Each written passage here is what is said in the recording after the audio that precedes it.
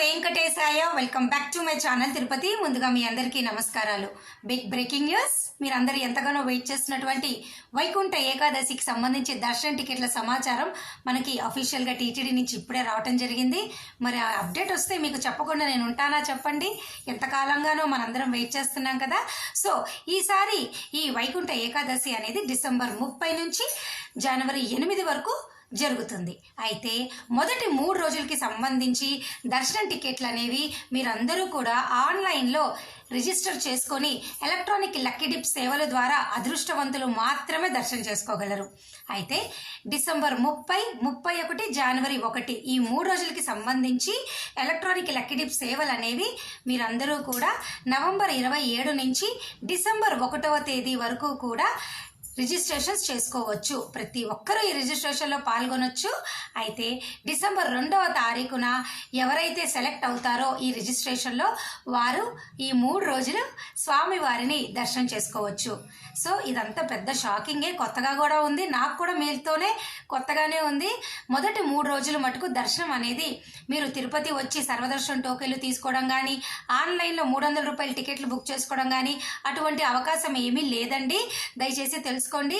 ఎవరైనా కూడా మొదటి 3 రోజులు ఆన్లైన్లో రిజిస్టర్ చేసుకొని సెలెక్ట్ అయితేనే, ఆ సెలెక్ట్ అయిన వారందరూ కూడా ఈ నెల డిసెంబర్ 2వ తారీఖున లిస్ట్ వస్తుంది. వారు మాత్రమే 3 రోజులు దర్శనం చేసుకుంటారు.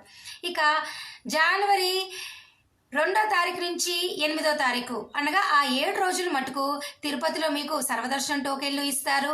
ఆన్లైన్లో 300 రూపాయల దర్శన టికెట్లు రోజుకి ఒక 15,000 విడుదల చేస్తామని టీటీడీ వారు మనకి చెప్పడం జరిగింది.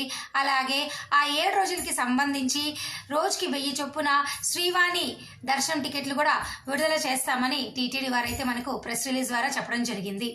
సో ఈ 10 రోజులకు సంబంధించి ఒక క్లియర్గా షార్ట్కట్గా చెప్పాలి అంటే మొదటి 3 రోజులు అదృష్టవంతులు ఆన్లైన్లో సెలెక్ట్ అయితే మాత్రమే దర్శనం చేసుకోగలరు.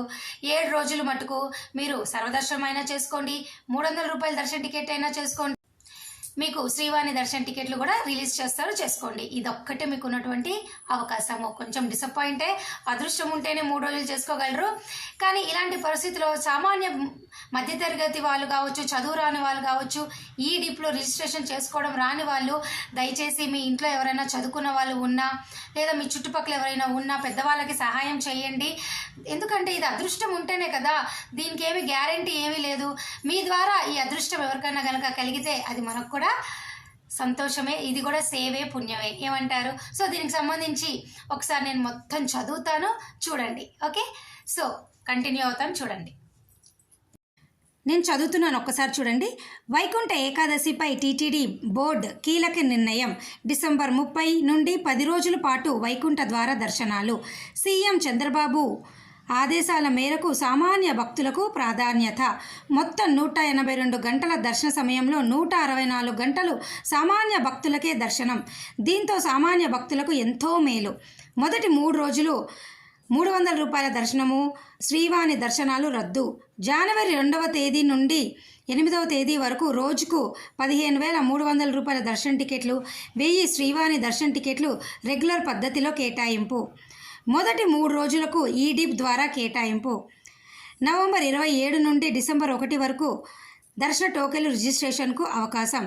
డిసెంబర్ 2వ తేదీ డిప్ ద్వారా ఎంపికైన వారికి టోకెన్లు కేటాయింపు. టీటీడీ వెబ్సైట్, యాప్, వాట్సాప్ ద్వారా పారదర్శకంగా టోకెన్లు జారీ, రిజిస్ట్రేషన్లు అవకాశం. జనవరి 6, 7, 8 తేదీల్లో తిరుమల, తిరుపతి స్థానికులకు రోజుకు 5,000 టోకెన్లు కేటాయింపు. ఆన్లైన్లో ముందు బుక్ చేసుకున్న వారికి ముందు ప్రాతిపదికన టోకెన్లు కేటాయింపు. 10 రోజుల పాటు ప్రోటోకాల్ ప్రముఖులకు మినహా మిగతా అన్ని రకాల ప్రివిలేజ్ దర్శనాలు రద్దు. చూశారు కదండి, ఇది మనకు వచ్చినటువంటి అప్డేట్. సో ఇదంతా మీకు అర్థమైందని భావిస్తూ ఏమైనా డౌట్ ఉంటే కామెంట్ సెక్షన్లో అడగగలరు. ఈ వీడియో నేను సెలవు తీసుకుంటున్నాను. ధన్యవాదాలు.